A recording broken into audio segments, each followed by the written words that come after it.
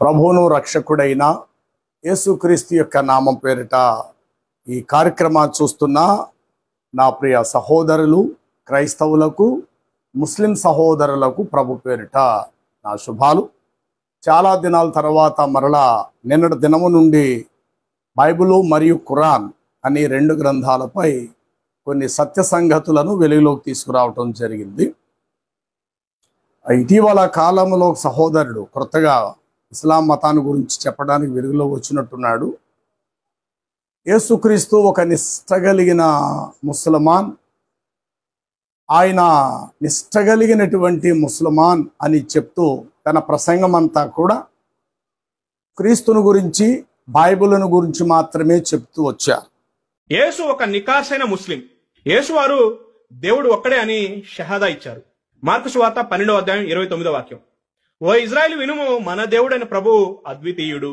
యేసు నిత్యం ఆ ఒక్క దేవుణ్ణే వేడుకుంటూ అంటే ప్రార్థన చేసేవారు. మార్కు సువార్త 1వ అధ్యాయం 35వ వాక్యం.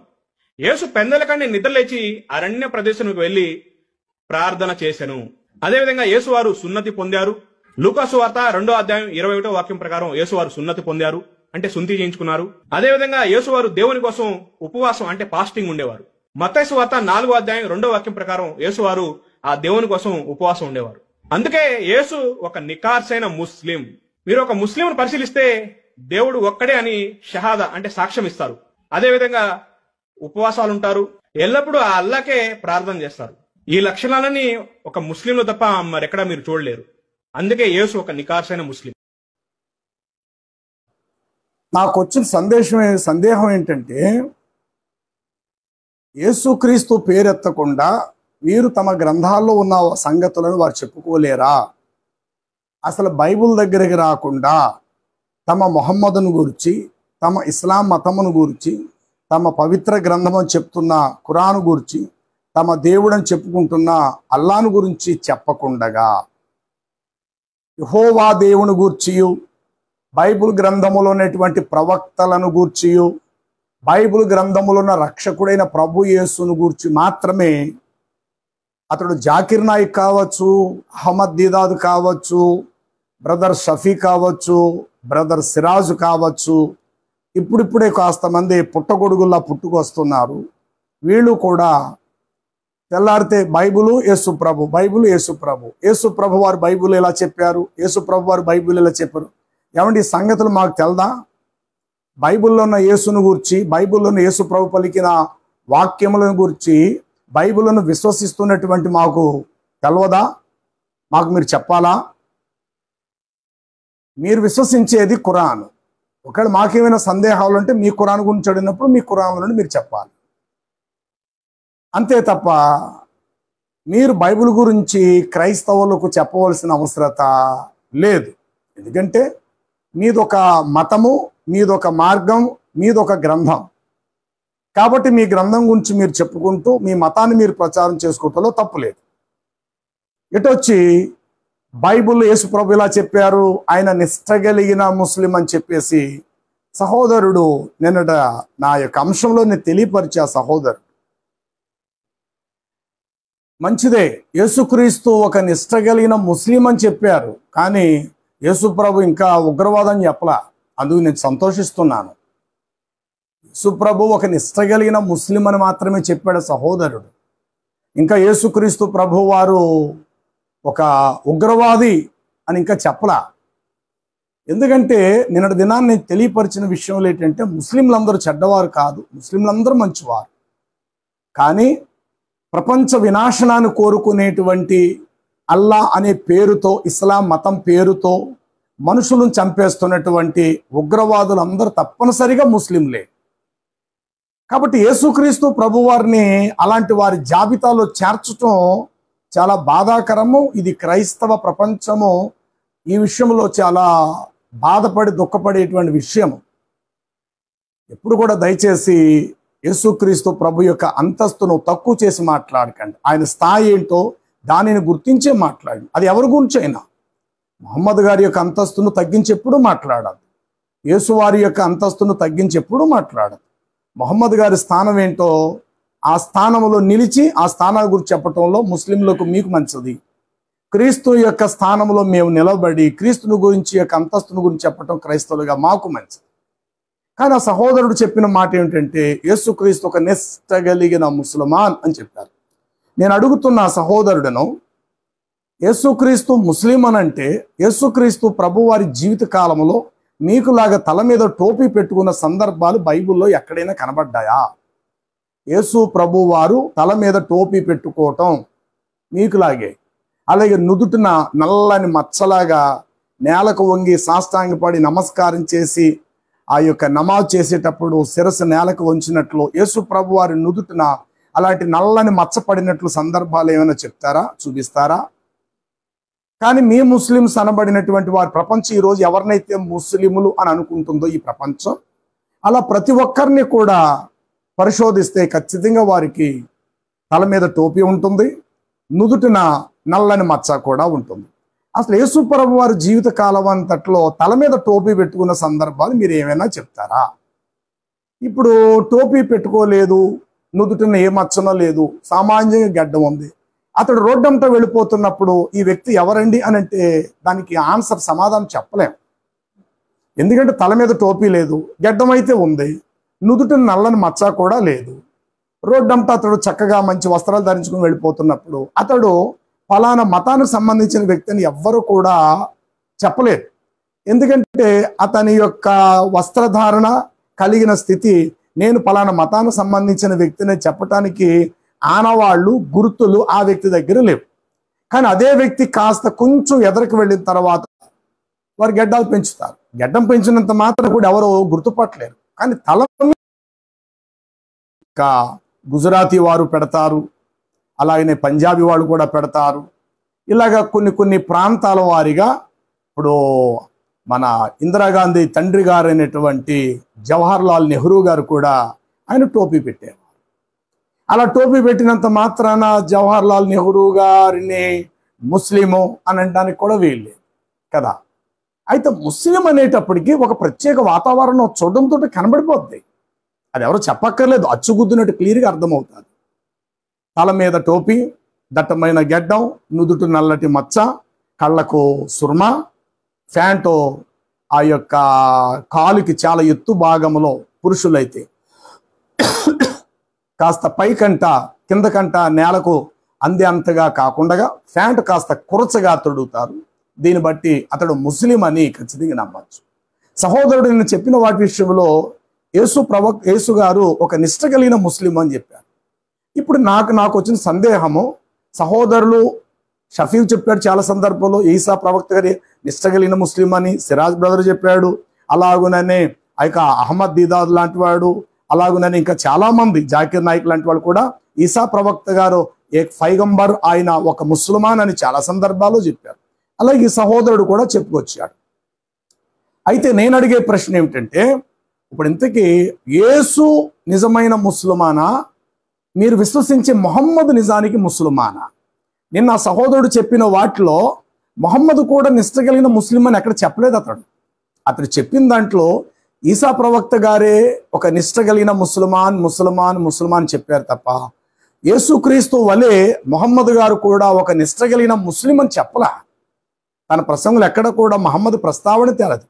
నాకు వచ్చే సందేహం ఏంటంటే, అసలు మొహమ్మద్ ముస్లిమేనా?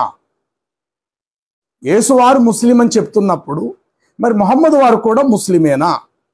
ఒకవేళ మొహమ్మద్ గారు కూడా మీ దృష్టికి మీరు అనుకున్నట్టు నిజానికి మొహమ్మద్ వారు కూడా ముస్లిమే అయితే గనుక, మరి యేసు వారు కూడా మీరు చెప్తున్నట్లుగా నిజానికి ముస్లిమానే అయితే గనుక, మరి యేసు ప్రభు వారికి మొహమ్మద్ వారికి చీకటికి వెలుకున్నంత తేడా ఉంది.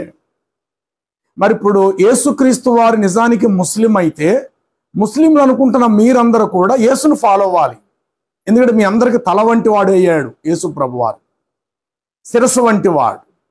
ఆయన నిజానికి నిష్ట కలిగిన ముస్లిం అని మీ నోటంటే అంటున్నారు. కాబట్టి మీరు ఏదైతే ముస్లింలు అని అనుకుంటున్నారో నిజానికి మీరు ముస్లింలా కాదా అనేటువంటి యేసు దగ్గరికి వచ్చి తెలుసుకోవాలి.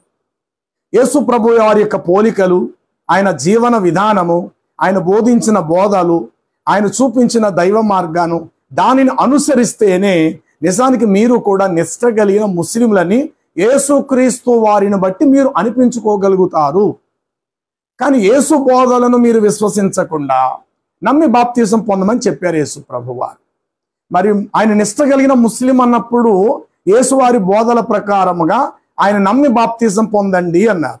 మరి ముస్లింలు అనుకుంటున్న మీరు యేసువారు చెప్పిన బోధన విశ్వసించేవారే కనుకైతే నమ్మి బాప్తిజం మీరు పొందారా?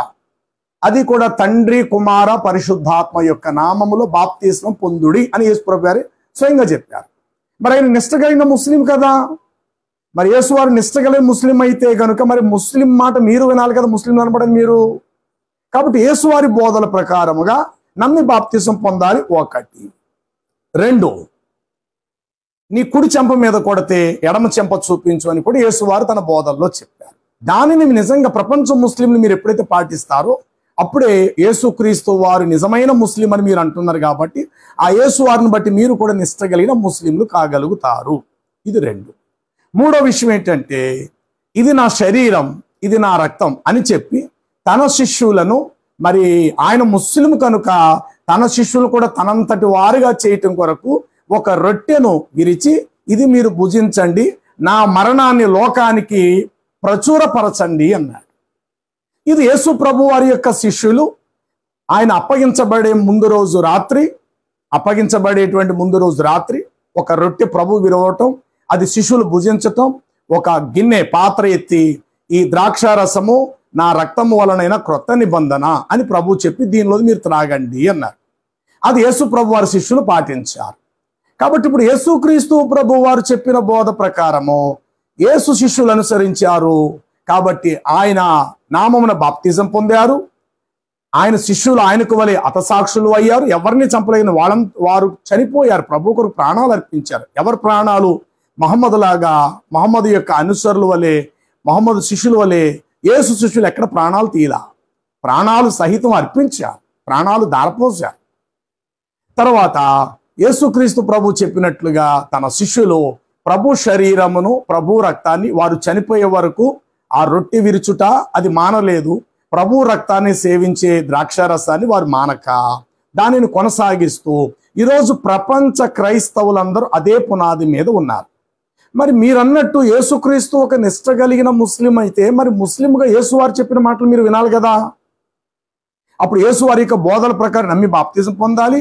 ఒక చెంప మీద కొడితే రెండో చెంప చూపించాలి తప్ప మీరు శత్రుత్వం ద్వేషం పెంచుకోకూడదు. మూడవది ప్రభు శరీరాన్ని ప్రభు రక్తాన్ని ఆయన మరణాన్ని లోకానికి మీరు ప్రచురపరచాలి.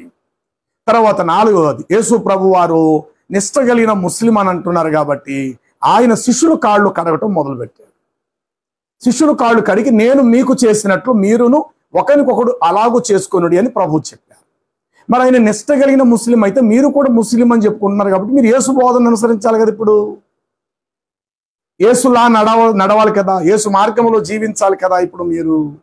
కాబట్టి మీలో ఎవరైనా మీ మజీతులలో ఒకరి కాళ్ళు ఒకరు కడుక్కునే సందర్భం మీకేమైనా ఉందా? నమాజు చేసే ప్రతి సమయంలో ఎవరి కాళ్ళు చేతులు వాళ్ళే కడుక్కుంటారు తప్ప యేసు వారు చెప్పినట్లు ఒకరి కాళ్ళు ఒకరు కడగటం అనేది మీలో ఎక్కడైనా ఉందా? అలా లేకపోతే యేసు వారు చెప్పిన విశ్వాసాన్ని మార్గాన్ని మీరు అనుసరించట్లేదని నమ్మండి. అప్పుడు యేసు నిజమైన ముస్లిం అయితే యేసు బోధలను విశ్వసించలేని మీరు ముస్లింలు కాదని ఈ మాటలను బట్టి అర్థమైపోతుంది. యేసు నిజానికి ముస్లిం అని మీరు అన్నారు, మరి యేసు బోధలలో మీరు లేరు, యేసు మార్గంలో మీరు నడవట్లేదు, యేసు విశ్వసించిన విశ్వాసంలో మీరు అడుగులు వేయట్లేదు. కాబట్టి యేసు ముస్లిం అయితే మీరు ముస్లింలు కారు. ఇప్పుడు యేసు చెప్పినటువంటివి పాటించువారు నమ్మి బాప్తిజం పొందుట, ప్రభు శరీరం రక్తమును మరి ఆయన నామం పేరిట తీసుకొని ఆయన మరణాన్ని లోకానికి ప్రచురపరచటము, శత్రువులను సైతము క్షమించటము, యుద్ధాలు అనేటువంటి చేయకూడదు. ఇప్పుడు మొహమ్మద్ వారు ముస్లిం అని అంటున్నారు, మీరు యేసువారు ముస్లిం అని అంటున్నారు. మరి యేసువారు ఎక్కడ కూడా యుద్ధాలు చేయలేదు, మరి మొహమ్మద్ వారు యుద్ధాలు చేశారే. అయితే ఇప్పుడు వీళ్ళిద్దరిలో ఎవరు ఖచ్చితమైన ముస్లిము?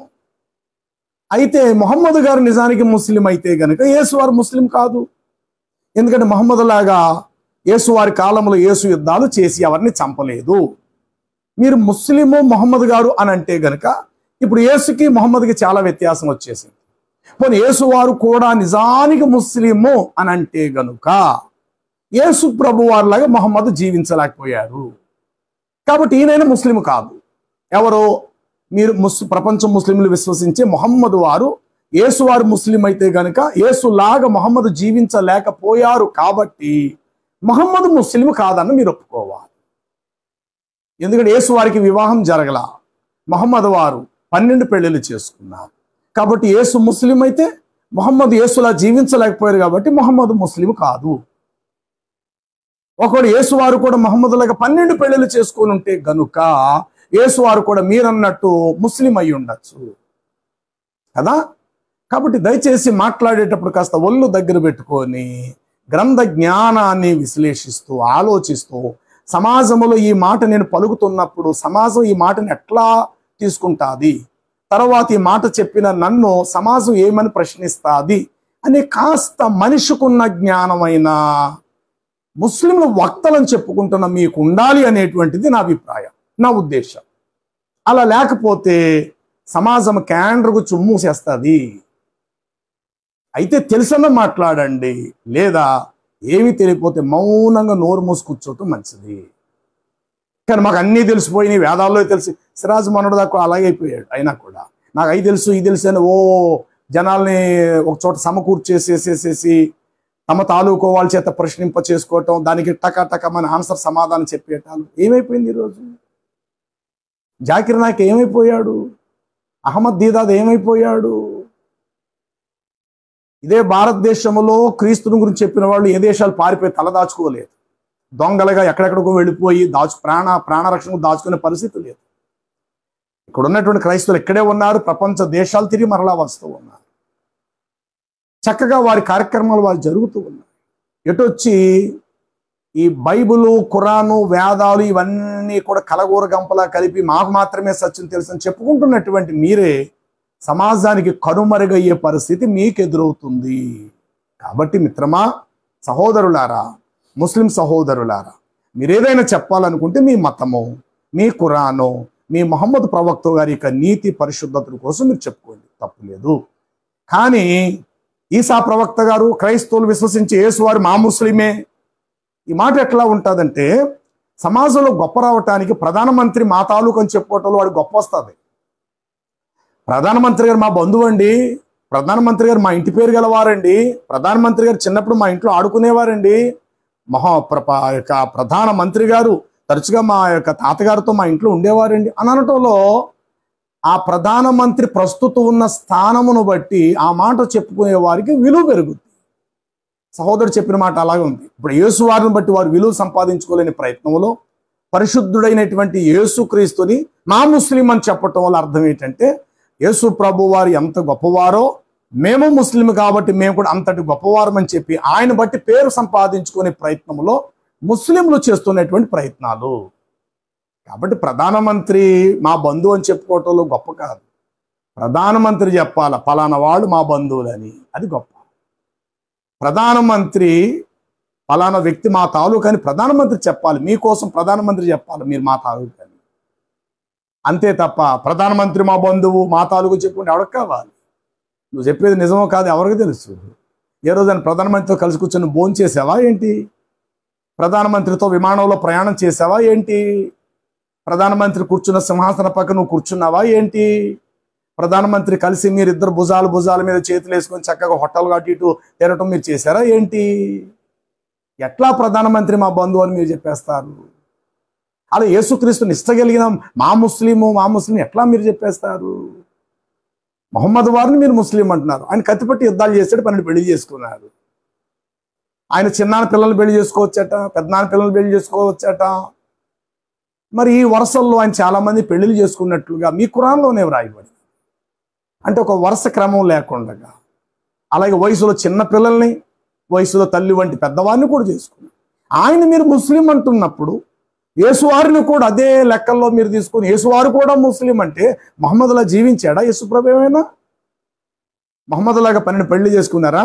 6 సంవత్సరాల అమ్మాయిని 50 సంవత్సరాల వయసులో మహమ్మద్ పెళ్లి చేసుకున్నట్లు యేసువారిని పెళ్లి చేసుకున్నాడా? 25 సంవత్సరాల వయసులో మహమ్మద్ ఉంటున్నాడు, 50 సంవత్సరాల వయసులో ఖదీజాని పెళ్లి చేసుకున్నట్టు యేసువారు పెళ్లి చేసుకున్నారండి? ఎలాగ మీరు నోటికి ఎంత మాట వస్తే అంత మాట యేసు ప్రభు వారు మా ముస్లిమే. దయచేసి ఆ మాట అనకండి. ఆయన అందరికీ రక్షకుడు, ఆయన మా రక్షకుడు అని చెప్పండి, బాగుంటుంది. ఆయన మా విమోచకుడు అని చెప్పుకోండి, బాగుంటుంది. ఇది మేము అదే మాట చెప్తాం. యేసు మా రక్షకుడు, యేసు మా విమోచకుడు, యేసు మమ్మల్ని రక్షించాడు, నిత్యజీవానికి మార్గాన్ని చూపించి మేము నమ్ముతున్నాం. అలాగే యేసు కూడా మా రక్షకుడే మీరు చెప్పుకోవడంలో తప్పులేదు, కానీ మా ముస్లిం అని మాత్రము కరెక్ట్ కాదు. ఎందుకంటే ముస్లిం అనేటువంటి పదము అరబ్బిక్ భాషకు సంబంధించింది. అదే అరబ్బిక్లో ముస్లిం అనే మాటకు అర్థం విధేయుడు. మరి ఆ మాట తెలుగులో చెప్పొచ్చు కదా, యేసు వారు ఒక విధేయుడు అంటే బాగుండు కదా. ముస్లిం అనేటువంటి మీ కోవకి ఎందుకు లాక్కున్నారు ఆయన్ని? చాలా పొరపాటు. బైబిల్ పరిశుద్ధ గ్రంథములో దేవుడు ఇలా చెప్పాడు, నా కుమారుడా, పుస్తకములు అధికముగా రచించబడును, వాటికి అంతమే లేదు అనే మాట ప్రసంగి 12:12లో ప్రభు చెప్పారు. అలాగే బైబిల్ ప్రకారముగా పూర్వ ప్రవక్తలకు దేవుడు ఎలాంటి గ్రంథాలు ఇచ్చారు? అసలు ప్రవక్తలందరూ ఇజ్రాయిల్కి సంబంధించిన వారు. అసలు ప్రపంచం మొత్తం మీద ప్రవక్తలు అనబడిన వారు ఇశ్రాయేలు యొక్క జాతిలో నుండి, ఇజ్రాయేలీలను 12 గోత్రాల నుండి వచ్చిన వారి దైవ ప్రవక్తలు. వారిని కూడా తీసుకొని వీళ్ళందరూ మా ప్రవక్తలు మా ప్రవక్తలు మా ప్రవక్తలని ఎంత అజ్ఞానంగా మీరు చెప్పుకుంటున్నారు. అసలు పూర్వ ప్రవక్తలకు మీ అల్లా గారు చాలా గ్రంథాలు ఇచ్చారన్నారు. ఆ సంగతి మీకు ఏమైనా తెలుసా? మీ ఖురానులో నుండే మీ అల్లా గారు చెప్తున్నారు ఏమని, ముస్లింలు అనబడిన మీకు చాలా గ్రంథాలు ఇచ్చారట. మరి ఆ చాలా గ్రంథాలు మీ దగ్గర ఏమైనా ఉన్నాయా? కేవలం మొహమ్మద్ మా ప్రవక్త అని చెప్తూ ఒక మొహమ్మద్ ద్వారా వచ్చిన ఖురానును మాత్రమే 114 వ్యక్తుల చేత వ్రాయించబడి వాళ్ళ పేర్లు పెట్టబడ్డాయి. బకరా, అన్నీసా, ఇమ్రాన్, అల్మైదా, ఇలాగా ఇబ్రాహీం, యూసఫ్, మరియం, ముహమ్మద్ అనేటువంటి పేరులు కలిగినటువంటి అధ్యాయాలు కలిగిన గ్రంథాలు అనేకములు కలిపితే ఒక ఖురాను అని అనబడినది. ఈ ఖురాను ముహమ్మద్ వారి ద్వారా ప్రపంచ వెలుగులోకి వచ్చిందని మీరు చెప్తున్నారు. మరి ఏ ముహమ్మద్ వారికి అయితే మీ అల్లా దేవుడు ఖురాను గ్రంథాన్ని ఇచ్చినారు, అదే మీ అల్లా దేవుడు ముహమ్మద్ కంటే పూర్వం అనేక మంది ప్రవక్తలకు నేను గ్రంథాలను ఇచ్చాను అని చెప్పి వాటి పేర్లు కూడా చెప్పాడు. మరి ఆ పేర్ల యొక్క అడ్రస్ మీకు ఏమైనా తెలుసా? బైబిల్ ప్రకారముగా దేవుడు ఏ వ్యక్తికి గ్రంథం ఇవ్వలేదు. ఒక మోషేకు 10 ఆజ్ఞలు గల రాతి పలకలు, 10 ఆజ్ఞలు కలిగిన రాతి పలకల మీద దేవుడే స్వయముగా వ్రాసి సీనాయి పర్వతం మీద రాతి పలకలను ప్రభువైన దేవుడు మోషేకి ఇచ్చారంతే. 10 కమెంట్స్ అంటారు, 10 ఆజ్ఞలు అంతే. ఇక ఏ ప్రవక్తకు గ్రంథాన్ని పరలోకము నుండి దేవుడు ముద్రించి ప్రింటింగ్ చేసి భూమి మీద తీసుకొచ్చి వాళ్ళ చేతికి అప్పగించిన సందర్భాలు అయితే లేవు. కానీ మీరే చెప్తారు అల్లాహ్ సుబ్హానహు తాలా స్వర్గములో అల్లాహు వారే స్వయంగా ఖురాను గ్రంథాన్ని జిబ్రాయేల్ గారి ద్వారా ముహమ్మద్ వారి యొద్దకు పంపించేశారు అంటారు. ఇంతకే రాతి పలకల మీద అల్లా ఇచ్చారో తెలదో, చర్మం చుట్టాల మీద రాసి ఇచ్చారో తెలదో, లేదంటే పేపర్ ఇప్పుడు ప్రస్తుతం మనకున్న పేపర్ మీద రాసి ఇచ్చారో ఆ ఖురాను మనకు తెల్ల. కానీ అల్లా గారు ముహమ్మద్ వారికి ఖురాను గ్రంథాన్ని ఇచ్చేశారు అంటారు. సరే, ఇచ్చింది ఏ భాష ఇచ్చారో చెప్పారు, కానీ ఆ వచ్చినటువంటి గ్రంథం ఏ పదార్థముతో వచ్చింది అనేది మీరు చెప్పరు. కానీ మోషేకి ఇవ్వబడిన గ్రంథం మాత్రం చర్మపు చుట్టా కాదు, పేపరు కాగితాలు కావు. మోషేకి ఇచ్చిన 10 ఆజ్ఞలు గల ఆ గ్రంథం రాతి పలకలు. ఇది క్లియర్గా ఇజ్రాయేలీలు గ్రంథం అనబడినటువంటి బైబిల్లో ఉంది, అనగా పాత నిబంధనలో.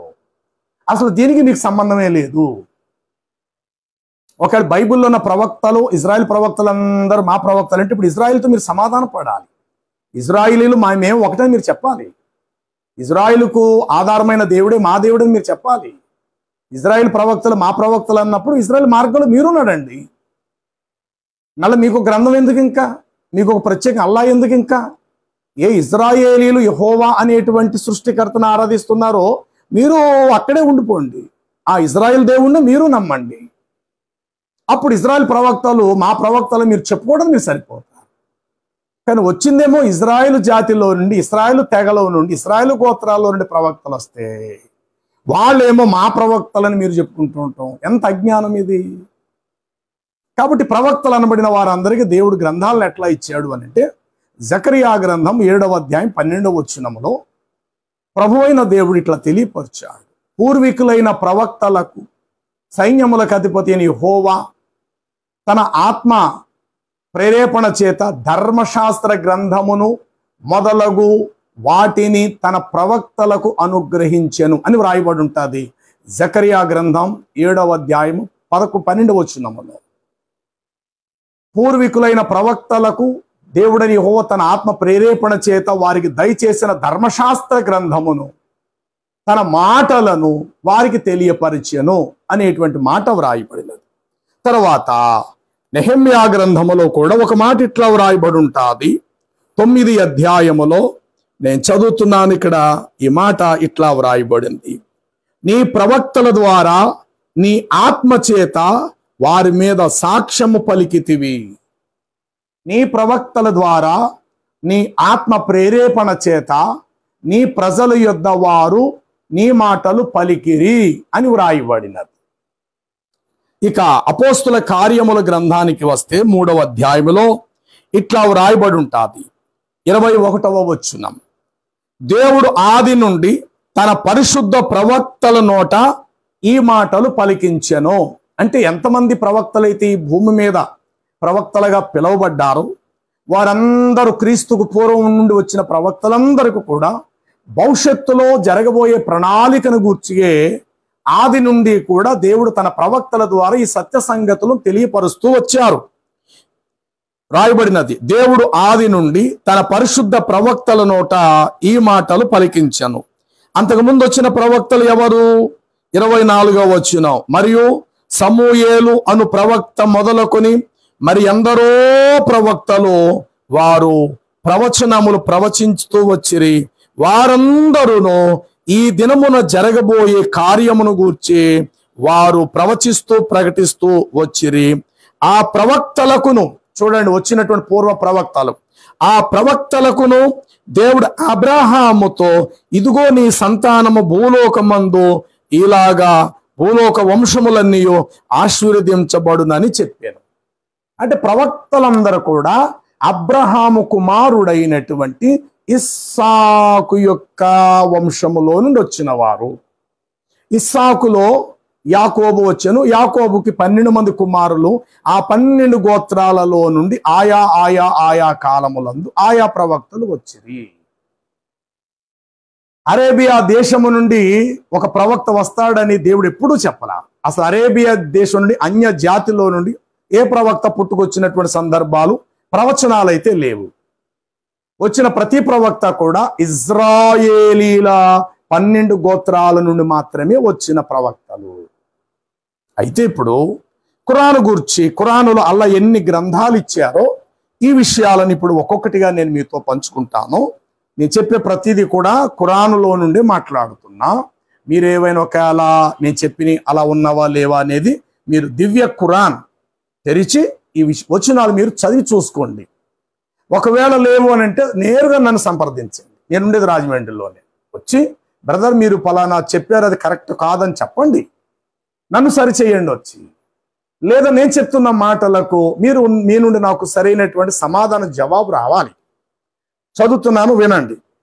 అంటే ఏ ఖురాన్ అయితే అల్లా ముహమ్మద్ గారికి ఇచ్చారని మీరు నమ్ముతున్నారో అదే మీ అల్లా ఖురాన్ కంటే పూర్వం చాలా గ్రంథాలు ఇచ్చారట. మరి ఆ గ్రంథాలు ప్రస్తుతం ఎవరి చేతుల్లో ఉన్నాయో వీటిని మీరు వెతకండి, వాటిని సమాజం మధ్యలోకి తీసుకొని రండి. ఖురాను 57 25వ వచనం, 57వ సూర 25వ వచనములో ఇలా అంటున్నాడు, మేము మా ప్రవక్తలను పంపాము. మరి ఎంతమందో తెలియదు. అల్లా ఇక్కడ అడ్రస్ చెప్పలేదు. 1,24,000 అని చెప్పలేదు. కానీ తెల్లరితే మీరు చెప్తున్నారు 1,24,000 అల్లా పంపించారు. కానీ అల్లా అయితే అలా చెప్పలా. సరే, మేము మా ప్రవక్తలను పంపాము, వారితో పాటు గ్రంథములను కూడా పంపాము అన్నారు. ఇంతకీ ఎంతమంది ప్రవక్తలు వచ్చారు? వారితో పాటు గ్రంథము కాదు గ్రంథములను అన్నాడు. మరి ఆ గ్రంథాలు ఎక్కడున్నాయో మీరు ఇప్పుడు వెతకడానికి ప్రయత్నం చేయండి. ఒక్క ఖురాన్ మీ చేతులు ఉండటం ఏంటి? ఇది చాలా సిగ్గుచేటు. ఎందుకంటే ఏ ఖురానులో మీరు అల్లాను చూస్తున్నారు, ఆ అల్లాయే చెప్తున్నాడు మీ ఖురాన్లో నుండి. ఏ అల్లాను మీరు దేవుడు అంటున్నారో, ఏ ఖురానులను చదివి మీరు అల్లాయే సృష్టికర్తను అనుకుంటున్నారో, ఆ అల్లాయే మీ ఖురాన్ల నుండి చెప్తున్నాడు. ఏమని? మేము మా తరపు నుండి చాలా మంది ప్రవక్తలను పంపించాము, వారితో పాటు కూడా మేము గ్రంథాలను కూడా పంపాము అన్నాడు. ఇంతకీ ఎంతమంది ప్రవక్తలో 57:20 వచనములో అడ్రస్ లేదు. అక్కడ ఎంతమంది ప్రవక్తలు పంపాడో ఆ మాట చెప్పలేకపోయాడు అల్లా.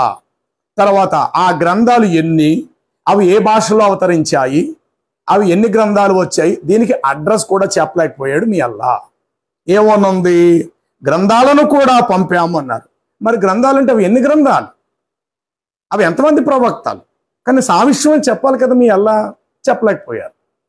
అవి ఎన్ని గ్రంథాలు అల్లా పంపించారు, ప్రస్తుత ఆ గ్రంథాలన్నీ ముస్లింలు అనబడింది మీ చేతుల్లో ఉన్నాయా? ఎందుకంటే మీ అల్లా కదా పంపించింది, మరి మీకు బాధ్యత ఉండాలి కదా. ఖురాన్ పట్ల మీకు ఎంత శ్రద్ధ, ఎంత భక్తి, ఎంత బాధ్యత, ఎంత పవిత్రంగా ఖురాన్ను మీరు చూస్తుంటుంటారో, మరి అదేవిధంగా అదే అల్లా పంపించిన మిగతా గ్రంథాలు కూడా మీరు వెతకాలి కదా. ఆ గ్రంథాలు ఎక్కడున్నాయి మీరు కనుగోవాలి కదా. ఆ గ్రంథాలు ఖురాన్తో పాటు సమానముగా సమాజం మధ్యలో తీసుకురావాలి కదా. అప్పుడు మీరు అల్లా భక్తులు అవుతారు. ఒక గ్రంథం పట్టుకుంటే ఎట్లా కుదురుద్ది?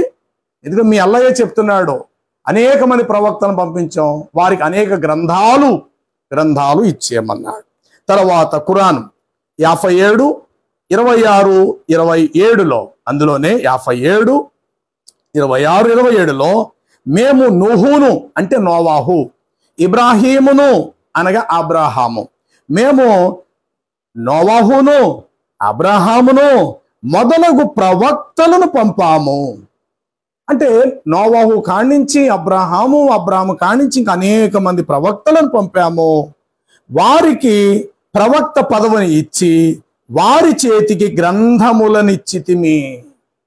అంటే నోవాహుకి గ్రంథం ఇచ్చాడట, అబ్రాహాముకి కూడా గ్రంథం ఇచ్చాడట. మరి మీ అల్లా గారు వీరిద్దరు మాత్రమే కాక అనేక మంది ప్రవక్తలు మా తరపు నుండి వచ్చిరి, వారికి గ్రంథము వారికి అప్పగింత పెట్టితిమి లేక చేతికిచ్చితిమి. దాన్ని సరిగ్గా తెలుగులో తర్జమా చేస్తే ఇంకా బాగా, వారితో పాటు గ్రంథములు వారికి నొసంగితిమి అని అర్థం.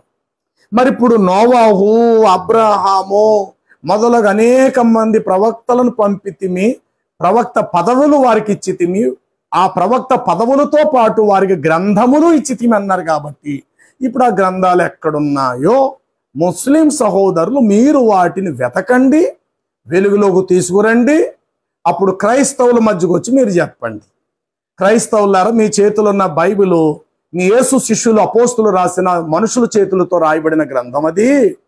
మా అల్లాగారు అయితే ప్రవక్తల చేతులకి మా అల్లాగారు గ్రంథాలు ఇచ్చి పెట్టారు, ఇది ఇన్ని గ్రంథాలు మా దగ్గర ఉన్నాయని ఆ గ్రంథం తీసుకొని రండి. ఇబ్రాహీంకి ఇచ్చిన గ్రంథం ఎక్కడుందో, నోవాహు ఇచ్చిన గ్రంథం ఎక్కడుందో, మొదలగు ప్రవక్తలకు ఇచ్చిన గ్రంథాలు ఎక్కడున్నాయో మీరు చెప్పాలి. తర్వాత అదే ఖురాన్ 13:38-39 వచనాల్లో ఇట్లా చెప్పారు. ఏమని? ఓ మహమ్మదు, నీకు పూర్వము మేము చాలా మంది ప్రవక్తలను పంపించాము. ఓ మహమ్మదు, మీకు పూర్వము చాలా మంది ప్రవక్తలను పంపించాము, ప్రతి యుగానికి ఒక్కొక్క గ్రంథాన్ని పంపాము. మరి ఎన్ని యుగాలు? భూమి ఆకాశాలు, ఈ సృష్టి, లేకపోతే అల్లా అనబడిన ఆయన ఉన్నప్పటి నుంచి ఇప్పటి వరకు ఎన్ని యుగాలు గడిచింది? ఆ యుగాల యొక్క లెక్క కూడా మీరు చెప్పండి. ప్రతి యుగానికి అన్నారు ఆయన. అసలు యుగం అంటే 100 సంవత్సరాల, 1000 సంవత్సరాల, 1,00,000 సంవత్సరాల, ఎంత అనేది మీరు చెప్పాలి. ఎందుకంటే ఖురాన్ మీది కాబట్టి మీ ఖురాన్ నుంచి నేను అడుగుతున్నా.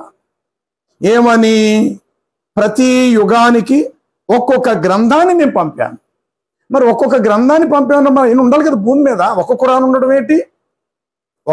ఉండడం ఏంటి? మీ అల్లాగారు తరపు నుండి అనేక ప్రవక్తలు పంపామని అన్నప్పుడు, ప్రతి యుగానికి వారికి ఒక్కొక్క గ్రంథాన్ని ఇచ్చామన్నప్పుడు, ఇప్పుడు గ్రంథాలు ఎక్కడున్నాయి? ఏ లిపిలో అనగా ఏ భాషలో ఉన్నాయి? ఏ దేశంలో ఉన్నవి? ప్రస్తుతం ఎక్కడున్నాయి? వాటిని వెతకండి. ఒక్క ఖురాన్ మాత్రమే చేతితో పట్టుకోవడం ఏంటి? ఇది చాలా అజ్ఞానం. కాబట్టి తెల్లారితే మీరు మాట్లాడేటప్పుడు వీటికి ప్రశ్నలకు సమాధానం మీ దగ్గర ఉందో లేదో తెలుసుకొని అప్పుడు ఏదైనా మీరు మాట్లాడడానికి ముందుకు రండి. బైబిల్ కరెక్టా కాదా, యేసు సిలువేయబడ్డారా లేదా, యేసు దేవుని కుమారుడా కాదా, ఈ సంగతులన్నీ పక్కన పెట్టండి. అసలు ముందు మీరు కడుక్కోండి, మీరు కడుక్కోవడానికి ప్రయత్నం చేయండి. అనగా ముందు మీది వెతుక్కోండి, ఎక్కడున్నాయి గ్రంథాలు చూడండి. ఏమిటది? ప్రతి యుగానికి ఒక్కొక్క గ్రంథాన్ని మేము పంపాము, అసలు గ్రంథము మా యొద్దే ఎల్లప్పుడూ ఉండును అన్నాడు. మరి అల్లా దగ్గర ఒక గ్రంథం ఉందట, మరి అదే గ్రంథం, ఆ గ్రంథం పేరేంటో? అసలు గ్రంథం అంటున్నాడు. అసలు గ్రంథం అదే అయితే మరి మిగతా డూప్లికేటా? అసలు గ్రంథం మా యొద్ద ఎప్పుడు ఉండిపోతుంది. ఇది నా మాట కాదు, ఖురాన్లోనిదే మాట. ఇవన్నీ యూట్యూబ్లో మీకు రిఫరెన్స్తో సుద్దా నేను ఇవ్వడానికి ప్రయత్నం చేస్తా. అవి అలా ఉన్నాయో కూడా చూద్దరు. కానీ ప్రస్తుతం ఫేస్బుక్ ద్వారా, తర్వాత ఇది యూట్యూబ్లోకి వెళ్ళిన తర్వాత దానికి రిఫరెన్స్ పూర్తిగా ఇవ్వటం జరుగుద్ది. ఇక్కడ అంటాడు, ప్రతి యుగానికి ఒక్కొక్క గ్రంథాన్ని మేము పంపిస్తూ వచ్చాము, అయితే అసలు గ్రంథం అల్లా యొద్దనే ఉంటుంది. అంటే మీడియేటర్ గాబ్రియల్తో చెప్పుంటాడు ఏమని, ఓ మహమ్మదు, ప్రతి యుగానికి అల్లా ఒక్కొక్క గ్రంథాన్ని పంపిస్తూ వచ్చారు, అసలు గ్రంథం మాత్రం అల్లా దగ్గర ఉండిపోయిందని. అంటే అసలు గ్రంథం అల్లా దగ్గర ఉందంటే వచ్చిన గ్రంథాలు అసలు గ్రంథాలు కావా? దైవ మార్గములో నడిపించలేని గ్రంథాలు ఇవన్నీ కూడా. అంటే మానవుడికి నిజాయితీని పరిశుద్ధతను నేర్పించలేని, అంటే ఈ లోకంలో మనుషులు ఎలా జీవిస్తారో ఎట్లా పడితే అలా జీవించచ్చు అని ప్రోత్సహించే గ్రంథాలు ఇవేమైనా అనేక యుగాలకు అనేక గ్రంథాలు పంపేమని చెప్పారు. తర్వాత ఖురాను 4 136 141 వచ్చిన వరకు, 136 141 వచ్చిన వరకు 4వ సూర ఏమంటాడు? ఈ ఖురాను గ్రంథానికి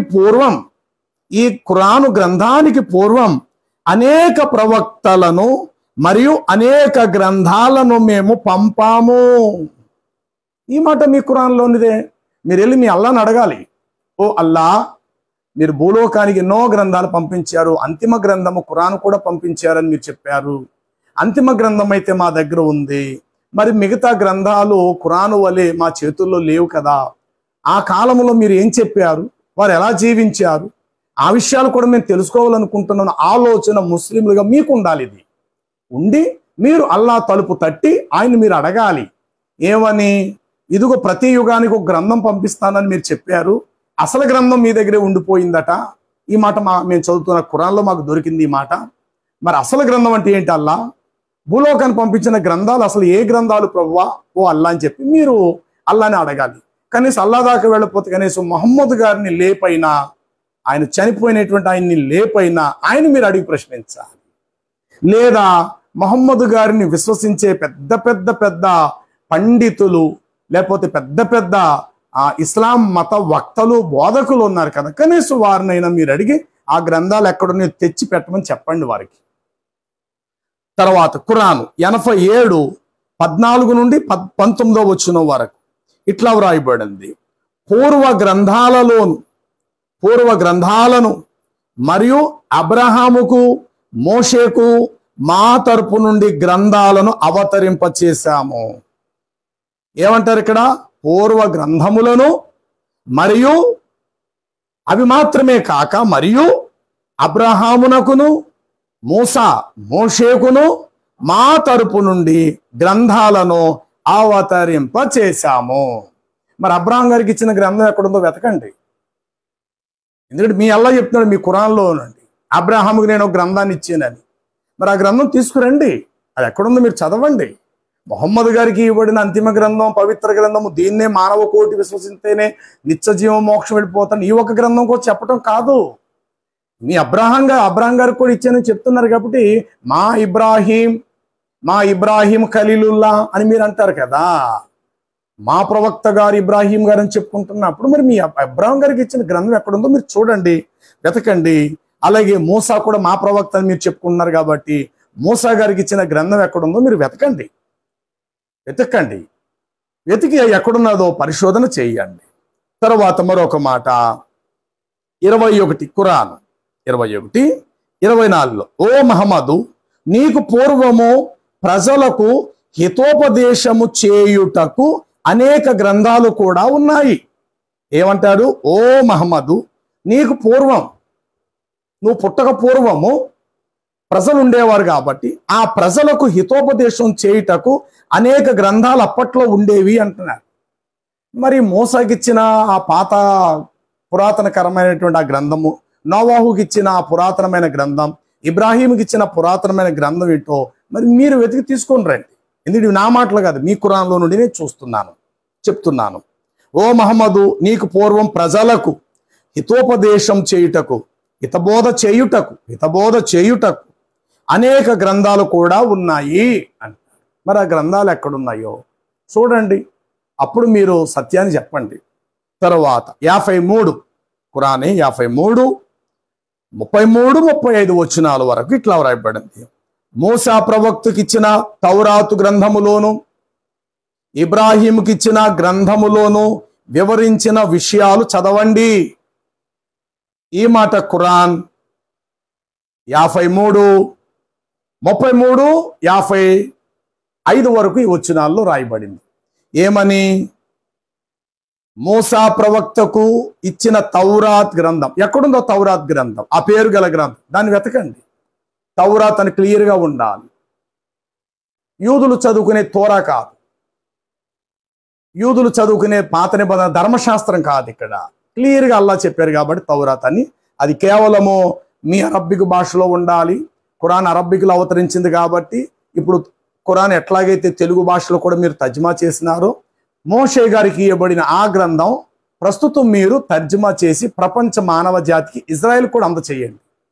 ఎందుకంటే మోషే ఇజ్రాయెల్లో నుండి వచ్చినటువంటి ప్రవక్త కదా, వాళ్ళకు కూడా సత్యం తెలుస్తుంది. ఎవరికి? ఇజ్రాయిలీలకు కూడా. ఇదిగో మా అల్లా గారు మూసా ప్రవక్త గారికి ఇచ్చినటువంటి తౌరాత్ గ్రంథం ఇదే అని చెప్పి మీరు తీసుకొని వెళ్ళి ఇజ్రాయెల్కి ఇవ్వండి. అలాగే ప్రపంచ క్రైస్తవులు యేసుక్రీస్తుకు పూర్వం వచ్చిన దైవజనుడైన మోషే ప్రవక్తగా నమ్ముతారు కాబట్టి క్రైస్తవుల దగ్గర కూడా తౌరాత్ గ్రంథాన్ని తీసుకొని రండి. అది ఇక్కడ తెలుగు ప్రాంతాల్లో ఉన్న కాబట్టి తెలుగువారు, అలాగే అన్ని భాషల్లో కూడా దానిని ముద్రించండి. ఖురాన్ ఎన్ని భాషల్లో మీరు ముద్రించుకున్నారు ఇప్పటికీ? అన్ని భాషల్లో ఈ తౌరాత్ అనే గ్రంథాన్ని కూడా దయచేసి, మీ అల్లా ఇచ్చిన గ్రంథం కాబట్టి దాన్ని కూడా ముద్రించి అటు ఇజ్రాయెల్కి పంచిపెట్టండి, ఇటు క్రైస్తవులైన వారు కూడా అందచేయండి. ఓకేనా?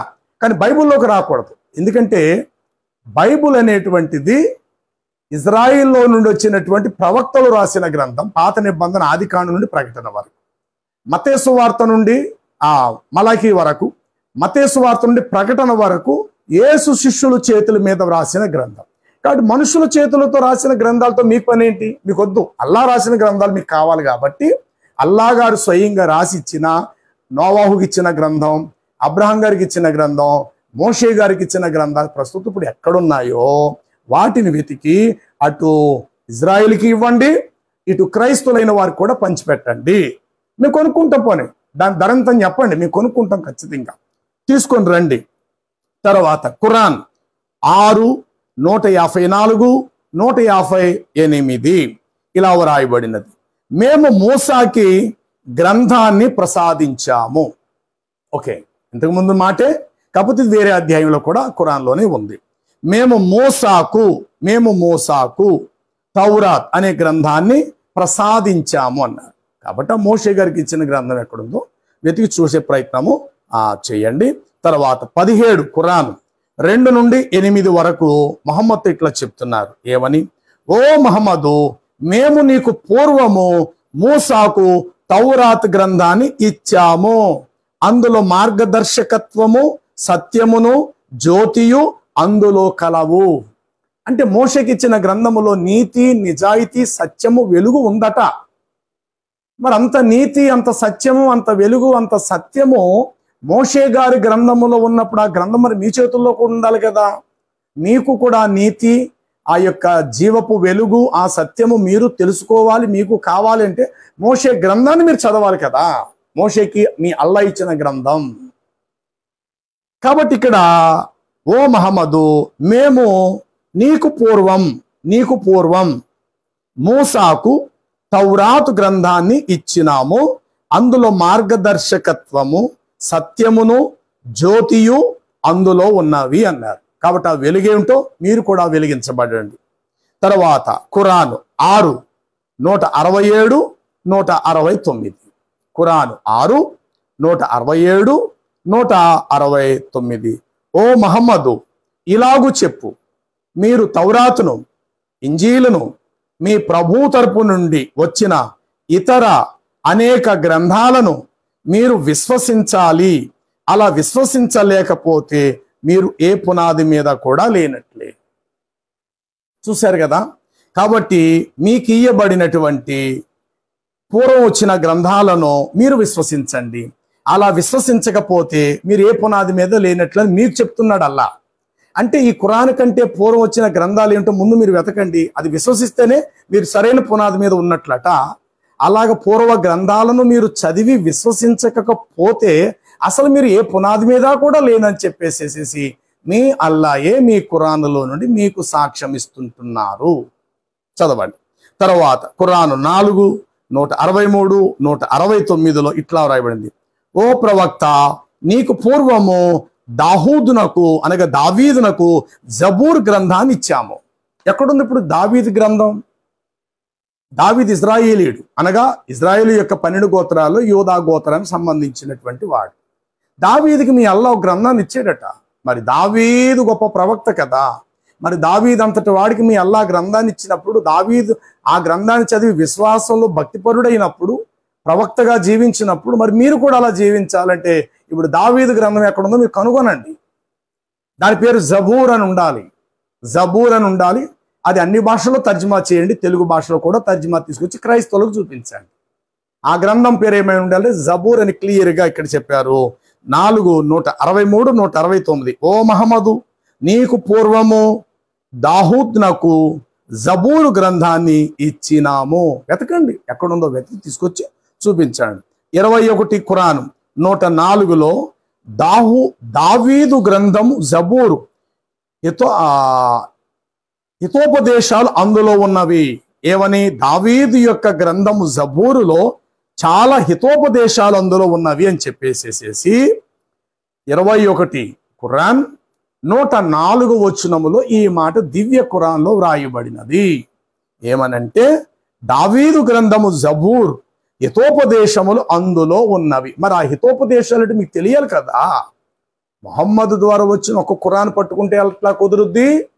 మీ అల్లా గారు చిన్న ఆయనేం కాదు, చాలా గొప్ప దేవుడు కదా మీ అల్లా. 1,24,000 మంది ప్రవక్తలను పంపించారు కదా. మరి 1,24,000 మంది ప్రవక్తలను పంపిస్తే ఒక్కొక్క ప్రవక్తకు ఒక్కొక్క గ్రంథాన్ని ఇచ్చామని అన్నట్టుగా మరి 1,24,000 గ్రంథాలు మీ దగ్గర ఉండాలేమో కదా. అందులో మోషే గ్రంథం, నోవాహు గ్రంథం, హానోకు గ్రంథము, దావీదు గ్రంథము, యోహాను గ్రంథము ఉండాలి కదా. ఒక ఖురాన్ని పట్టుకుంటే మీకు ఎట్లా సత్యం తెలుస్తుంది? తర్వాత మరొక మాట, దావూదు యొక్క గ్రంథము జబూర్ హితోపదేశం చేసేది. ఖురాన్ 21, 104 చదివేశాం. ఇప్పుడు ఖురాన్ 19, 12, 15లో ఇట్లా వ్రాయబడినది. మేము యహ్యా అనగా యోహాను, అంటే యేసు ప్రభుకి 6 నెలలు ముందుగా పుట్టిన బాప్తిస్మ ఇచ్చి యోహాను కోసం చెప్తున్నారు ఇక్కడ అల్లా. ఏమని? మేము యోహానుకు గ్రంథాన్ని గట్టిగా పట్టుకోమని చెప్పాము. గ్రంథాన్ని ఇచ్చి గట్టిగా పట్టుకో అని చెప్పాము. మరి లూజుగా పట్టుకోవడం ప్రయత్నం చేసాడేమో పాప. ఆ రోజు అల్లా చెప్తున్నారు గ్రంథాన్ని ఇచ్చేటప్పుడట గట్టిగా పట్టుకో ఈ గ్రంథాన్ని అన్నారట. ఈ మాట ఎక్కడ రాయబడింది మీ ఖురాన్లో? 19, 12 వచనం నుండి 15 వచనాల వరకు రాయబడినది. ఏమని? మేము యహ్యా అనగా యోహానునకు గ్రంథాన్ని ఇచ్చి గట్టిగా పట్టుకో అని మేము చెప్పితిమి. కాబట్టి ఇప్పుడు యోహానికి ఇచ్చిన గ్రంథం ఎక్కడుందో, దాని పేరేమిటో, ఆ గ్రంథం అసలు ఉందా, మట్టిలో కలిసిపోయిందా? ఒకవేళ ఉంటే గనుక దాన్ని సమాజం మధ్యలో తీసుకురండి, మేము కూడా చదివి ధన్యులం అయిపోతాం. యోహాను గారి యొక్క గ్రంథాన్ని మేము చదివి మేము భాగ్యవంతులమై ఆ స్వర్గానికి అల్లా గారు ఉన్న చోటుకి మేము కూడా రాగలుగుతాం. తర్వాత ఖురాను 5:46, 47లో ఈసా ప్రవక్తకి ఇంజీలు గ్రంథాన్ని ఇచ్చాము, అంటే యేసు ప్రభు వారికి. ఇలాగ మొదటి నుండి ప్రవక్తలందరి జాబితాలు మీకు చెప్తున్నాను నేను. ఈసా ప్రవక్త గారికి ఇంజీల్ అనే గ్రంథాన్ని ఇచ్చాము, అందులో వెలుగును సత్యము ఉన్నవి. ఈ మాట మీ అల్లా చెప్పినది. అంటే యేసు వారికి ఇయ్యబడిన గ్రంథములోనట సత్యము వెలుగు ఉందట. అలాగే మూసా గారికి ఇచ్చిన గ్రంథములో కూడా సత్యము వెలుగు ఉంది, ప్రజలు దాన్ని అనుసరించాలని అక్కడ చెప్పాడు. ఇక్కడ కూడా ఈసా ప్రవక్త గారికి మేము ఇంజీల్ అనే గ్రంథాన్ని ఇచ్చాము, అందులో సత్యము వెలుగు ఉన్నవి అన్నారు. మరి ఇప్పుడు మీ అల్లా గారు చెప్పినట్లు యేసు గారికి ఇచ్చిన గ్రంథం ఎక్కడుందో వెతకండి. వెతికి మీ ఖురానుతో పాటు సమానంగా యేసు వారికి ఇవ్వబడిన గ్రంథాన్ని కూడా మోసుకొని రండి. తీసుకొని వచ్చి, బ్రదర్ ఇది మొహమ్మద్ గారికి ఇయ్యబడిన దీనిని ఖురాన్ అంటారు. ఇది ఈసా అంటే యేసుక్రీస్తు గారికి ఇయ్యబడిన గ్రంథం, దీని పేరు ఇంజీల్ అంటారు. యోహాను గారికి ఇచ్చినటువంటి గ్రంథం దీని పేరు ఫలానా. మూసా గారికి ఇవ్వబడిన గ్రంథం ఇది ఫలానా, దీని పేరేమో తౌరాత్ అంటారు. ఇది దావీదు గారి యొక్క గ్రంథం. ఈ గ్రంథము దావీదుకి ఇచ్చారు, దీనిని జబూర్ అంటారని ఇలాగ ఆ పేర్లతో ఆ గ్రంథాలను దయచేసి మోసుకొని మా దగ్గరకు రండి, వచ్చి మాకు కాస్త కళ్ళు తెరిపించేలాగా మీరు చేసి మమ్మల్ని సత్య మార్గంలో నడిపించి మీరు ఎట్లా అయితే స్వర్గానికి వెళ్ళిపోతారో మహమ్మద్ వారి ద్వారా ఆ గ్రంథాలలో అల్లా పలికిన మాటలు మాకు చెవులో హితోపదేశం చేసి మమ్మల్ని కూడా మీతో పాటు స్వర్గాన్ని తీసుకొని వెళ్ళిపోండి, మేము నీకు రుణస్థులమై ఉంటాం. ఎందుకంటే మీ అల్లా గారు చాలా గ్రంథాలు ఇచ్చేసారు కదా, లైన్గా చెప్తున్నారు మీ అల్లా గారు ఖురాన్లో నుండి. మళ్ళీ మీడియేటర్ మధ్యలో జిబ్రాయిల్ అంటే గాబ్రియల్ దూత తెచ్చి వాళ్ళకి ఇచ్చారని చెప్తున్నారు. ఈ మాటలు మహమ్మద్ గారి ద్వారా ఖురాన్ ద్వారా వెలుగులోకి వచ్చేసేసాయి. సరే, తర్వాత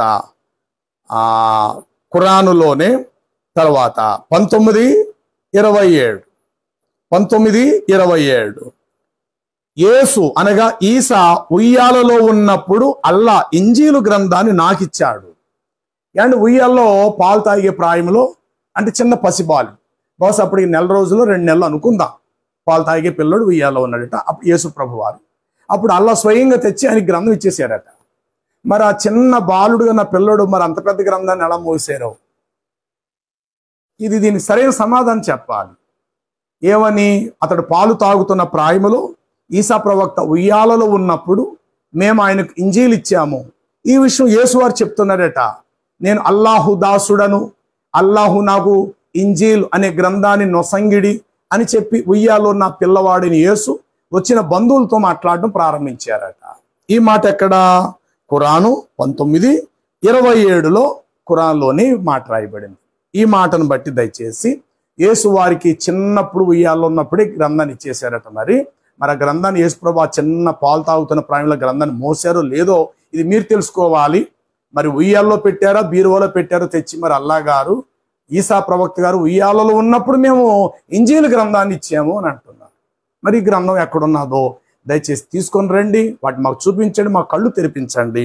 తర్వాత ఖురాన్ 3:54 ఈసా ప్రవక్తకు ఇంజీల్ గ్రంథాన్ని ఇచ్చాము. 3:45 ఖురానులో ఈసా ప్రవక్తకు ఇంజీల్ గ్రంథాన్ని ఇచ్చాము. ఈ మాట ఖురాన్ 3:45. తర్వాత 5:109 ఖురాను, ఓ ఈసా నీకు ఇంజీలు గ్రంథాన్ని ఇచ్చాను. ఈ మాట కూడా 5:109 ఈ మాట వ్రాయబడినది. తర్వాత ఖురాను 57:26-27 ఈసాకు అనగా యేసు ప్రభు వారికి ఇంజీలు గ్రంథాన్ని ప్రసాదించాము. యేసుక్రీస్తు వారికట ఇంజీల్ అనే గ్రంథాన్ని ప్రసాదించామని చెప్పి మరలా అదే ఖురాను 57:26-27 ఈ మాట వ్రాయబడినది. ఈసా ప్రవక్తకు మేము ఇంజీలు గ్రంథాన్ని ఇచ్చాము. తర్వాత ఖురాను 21:10 ఓ మహమ్మదు మేము నీ యొద్దకు ఒక గ్రంథాన్ని పంపాము. ఇది మొహమ్మద్తో అల్లా చెప్పుకుంటున్నారన్నమాట. ఓ మహమ్మదు మేము నీ యొద్దకు ఒక గ్రంథాన్ని పంపాము.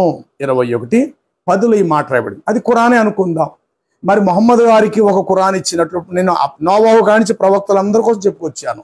నోవాహు, ఇబ్రాహీము, మూసా, ఇంకా అనేక మంది ప్రవక్తలు, అలాగునే దావీదు, అలాగునే యోహాను, అలాగునే యేసుక్రీస్తు, లైన్గా ఖురాన్లో ఉన్న విషయాలు మీకు చెప్తున్నాయి. వీళ్ళందరికి మొహమ్మద్కి పూర్వం ఉన్న వాళ్ళంతా వీళ్ళందరికీ అల్లా గారు గ్రంథాలు ఇస్తూ వచ్చారట. చివరికి మొహమ్మద్తో చెప్తున్నారు 21:10 ఓ మహమ్మదు మేము నీ యొద్దకు ఒక గ్రంథాన్ని పంపాము. తర్వాత ఖురాను 5:48-50 5:48-50 ఖురాన్లు అంటాడు, ఓ మహమ్మదు నీ యొద్దకు పంపిన ఈ ఖురాను గ్రంథం అని అక్కడ ముందు దాంట్లో పేరు చెప్పలేదు, కానీ 5:48-50 ఓ ప్రవక్త నీ యొద్దకు పంపిన ఈ ఖురాను గ్రంథం అని క్లియర్గా పేరు కూడా చెప్పేశారు, ఆ గ్రంథం పేరు. తర్వాత ఖురాను 20:113. 20:113లో, ఓ ప్రవక్త, మేము దీనిని అనగా ఈ ఖురానును అరబ్బిక్ భాషలో, ఈ ఖురాను గ్రంథమును మీ యొద్దకు అవతరింప చేసి, ఇంకా క్లియర్గా చెప్పారు ఏమిటంటే, ఓ మహమ్మదు నీ యొద్దకు గ్రంథాన్ని పంపామన్నాడు ముందు మాటలో. తర్వాత ఓ మహమ్మదు నీ యొద్దకు ఖురానును పంపాము అన్నాడు రెండో మాట. మూడవది అంటే, ఓ మహమ్మదు మీ యొద్దకు అరబ్బిక్ భాషలో ఖురాను గ్రంథమును మీ యొద్దకు అవతరింప చేశాము. చూడు, ఈ ఖురాను చదివేటప్పుడు తొందరగా చదవకు. ఆహా, మళ్ళీ చక్కగా చెప్తున్నారు. ఓ మహమ్మదు నీ యొద్దకు అరబ్బీ భాషలో పంపించిన ఈ ఖురాన్ గ్రంథాన్ని వేగవేగముగా తొందరగా స్పీడ్గా నువ్వు చదివేబాక, ఆలోచిస్తూ జాగ్రత్తగా చదువుకో నాయనా అని చెప్పి అల్లా గారు మొహమ్మద్ వారికి గ్రంథాన్ని ఖురాను అరబ్బీ భాషలో పంపించారట. మరలా ఖురాను 43:1-4 వచనాల్లో, ఓ మొహమ్మదు దీనిని అరబ్బిక్ భాషలో ఖురాను గ్రంథముగా చేసి పంపాము. ఓ మహమ్మదు దీనిని అంటే ఖురాన్ని దీనిని అరబ్బిక్ భాషలో ఖురాను గ్రంథముగా చేసి పంపించాము. ఈ మాట ఎక్కడ రాయబడింది? 43:1-4 వచనాలు ఖురాన్లోనే ఉంది.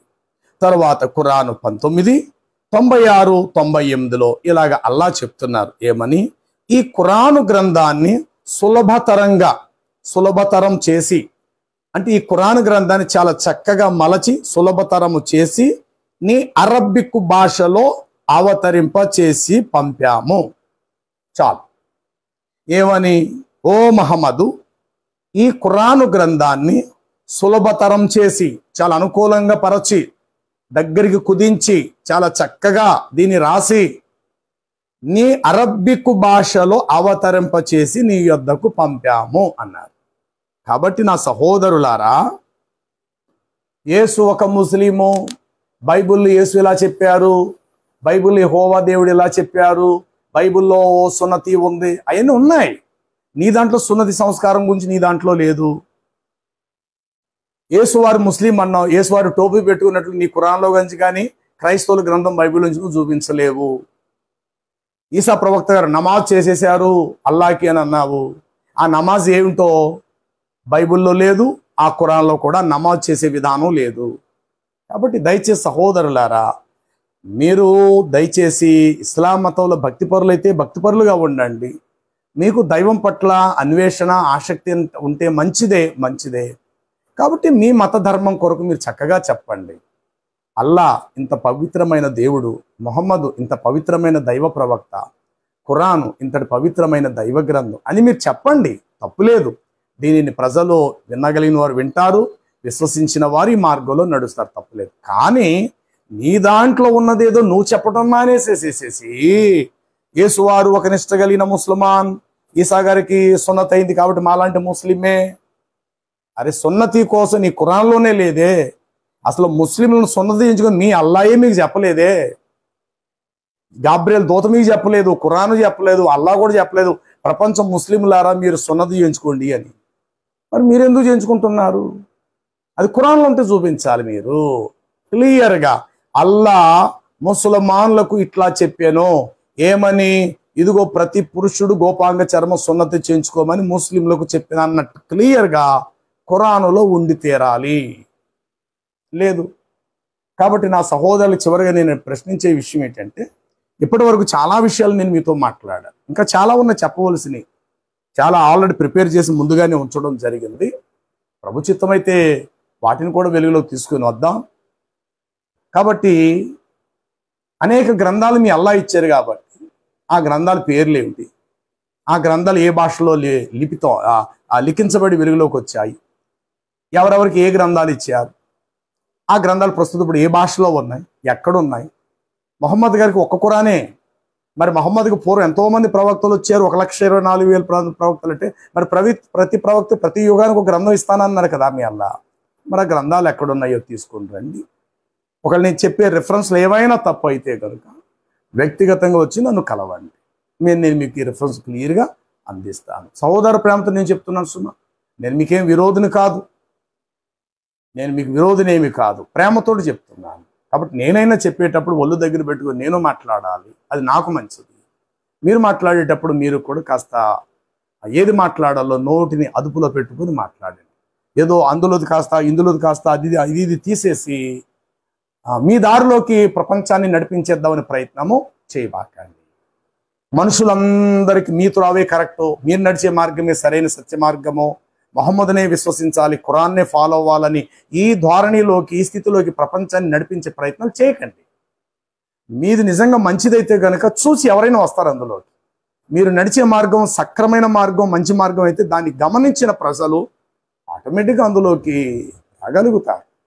క్రైస్తవులకు సువార్త చెప్తున్నాను, యేసుక్రీస్తు రక్షకుడు, యేసు ప్రేమ గలవాడు, ఆయన రక్షకుడు, ఆయన విమోచకుడు, తెల్లారి ఎంతోమంది సువార్త చేస్తారు. విన్న వాళ్ళు వింటున్నారు, విశ్వసిస్తున్నారు. ఆయా జాతులు, ఆయా తెగలు, ఆయా మతాల వారు యేసు ప్రభువులోకి వస్తూ ఉన్నారు. ఇది ఇప్పటి మాట కాదు. 2000 సంవత్సరాల క్రితమే యోహాను సువార్త 12వ అధ్యాయం 19వ వచనంలో మతాధికారులు చెప్పుకున్నారు ఒకరితో ఒకరు, అయ్యో మన మత సిద్ధాంతాలు, మన మత ప్రయత్నాలు, మన ఉద్దేశాలు, మన ఆలోచనలు ఎట్లా వ్యర్థమైపోతున్నాయో చూడుడి, లోకము యేసు వెంట పోవుచుంది అని వ్రాయబడింది. ఈ మాట క్రైస్తవుల యొక్క బైబిల్లో ఉంది. యేసు శిష్యులు రాసినటువంటి 12 అపోస్తులు, యేసు శిష్యులు ఇంకా అనేకులు రాసిన క్రొత్త నిబంధన అనబడిన మత్తయి నుండి ప్రకటన గ్రంథం వరకు ఇది క్రైస్తవులు యేసు శిష్యుల చేతుల మీద రాసిన గ్రంథం. మీ అల్లా పంపించిన గ్రంథం మాత్రం బైబిల్ కాదు సుమా. మీ అల్లా పంపించిన గ్రంథము బైబిల్లో ఒక్క ప్రవక్త కూడా మీ అల్లా పంపించిన వారు కాదు. ఒక్క ప్రవక్తకు మీ అల్లా ఏ గ్రంథం కూడా ఇవ్వలేదు. మీ ఖురానులో మీకు చాలామంది ప్రవక్తలు అన్నారు, ఆ ప్రవక్తలకు మీ అల్లా గారు చాలా గ్రంథాలు ఇచ్చారు కాబట్టి ఒక్క ఖురాను మీ చేతిలో కనబడుతుంది. మరి మిగతా ప్రవక్తలు ఏమైపోయారు? మిగతా ప్రవక్తలకు ఇవ్వబడిన గ్రంథాలు ఏమైపోయినాయి? అప్పట్లో అల్లా ఏం మాట్లాడే ఉండుంటారు అందులో, అవి కూడా మీరు తెలుసుకోవాలి కదా. కాబట్టి దయచేసి వాటిని తీసుకొని రండి. ఒకవేళ వీలైతే అలాంటి విషయంలో చర్చించుకుందాం, చక్కగా మాట్లాడుకుందాం. ఓకే, మరొక అంశంతో మనం కలుసుకుందాం. దేవుని కృప సన్నిధి ఈ మాటలు విన్నా మన అందరిపై తోడై ఉండును గాక. Amen, amen, amen. Thank you.